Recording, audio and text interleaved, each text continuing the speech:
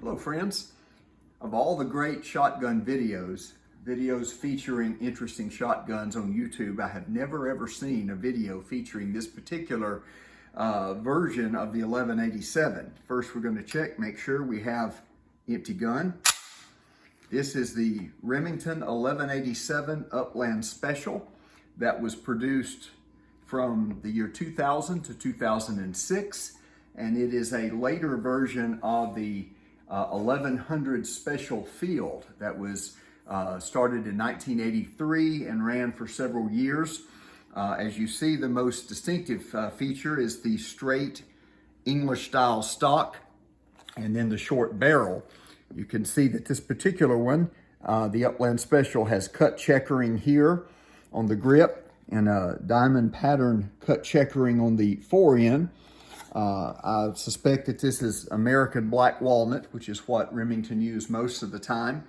And this was a short-lived gun. Not many of these made. Certainly they don't show up very often online in videos or guns for sale. This one was made in November of 2004, according to the barrel code. And as I said, these were produced for a period of about 6 years. And short 23-inch barrel, have the rim choke, as all Remington shotguns did from about 1986 onward. And this is the Upland Special. It's supposed to mimic in this area, I guess, an English bird gun. Of the few people I've ever talked to who have tried to hunt with these, they say that this definitely changes your grip angle, and that you have to really become accustomed to hunting with this, that it changes the angle quite a bit from the standard pistol grip. This particular one is of course, the Premier. It's got the standard scroll work and the gold trigger. And this one has not been shot very much at all. I'm not an accomplished bird hunter, so I really can't testify as to how good of a bird gun this is. I will say that this idea, this basic philosophy of a short-barreled semi-automatic shotgun with a straight English-style grip, several companies in the early 2000s tried this. Beretta made a few of these in this configuration with the 303 model, I believe, in both 12 gauge and 20 gauge. As I may have failed to mention, this one is the 20 gauge. Browning also made a very few of their Browning Gold, their successful Browning Gold series in this configuration with a straight stock. I've looked for one of those for years and never actually found one for sale.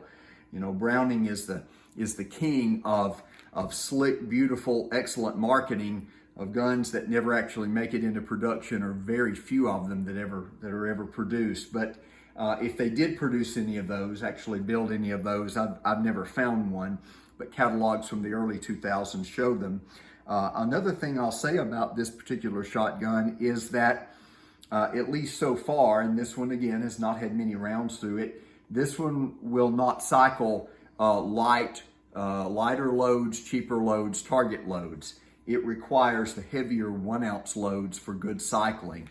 Now, by contrast, my other 1187, which is a 2006 Dux Unlimited 1187 in 20 gauge. This one is also a beautiful gun. It's got an upgraded walnut, but anyway, this one will cycle any shell, even the lightest loads, the cheapest loads you can find. This one cycles it with no problem. The two are supposed to be mechanically identical, but for some reason the Upland Special is much pickier about ammo. Some folks suggest it's the longer barrel that has something to do with it. I'm not sure.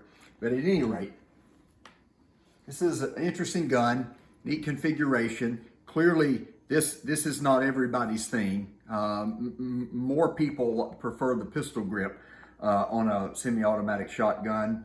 But I've just always wished that there were a YouTube video about this particular gun.